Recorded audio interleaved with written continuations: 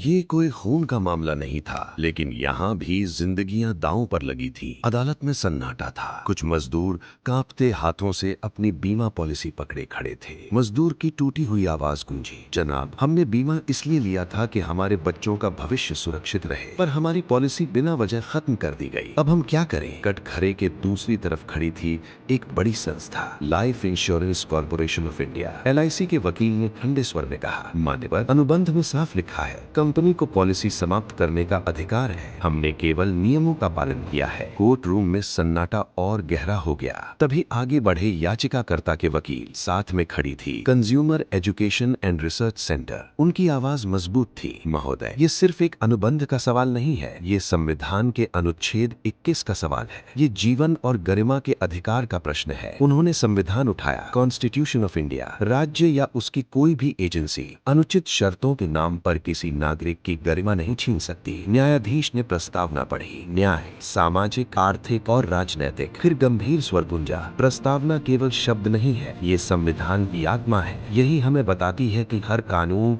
और हर सरकारी कार्रवाई का उद्देश्य न्याय और गरिमा की रक्षा करना है। अंततः फैसला सुनाया गया। स्थान था सुप्रीम कोर्ट ऑफ इंडिया। सार्वजनिक निगम मनमानी नहीं कर सकते। उनकी हर कार्रवाई न्याय संगत, उचित और तर्क संगत होनी चाहिए। जीवन का अधिकार केवल सांस लेने का अधिकार नहीं, बल्कि सम्मान पूर्वक जीवन जीने का अधिकार है। मजदूरों की आंखों में उम्मीद की चमक लौट आई और उस दिन अदालत ने सिर्फ एक अनुचित शर्त को रद्द नहीं किया, उसने ये साफ कर दिया कि सत्ता कभी भी संविधान से ऊपर नहीं हो सकती। जब भी ताकत इंसान की गरिमा से टकराएगी, संविधान की प्रस्तावना न्याय की मशाल बनकर रास्ता दिखाएगी।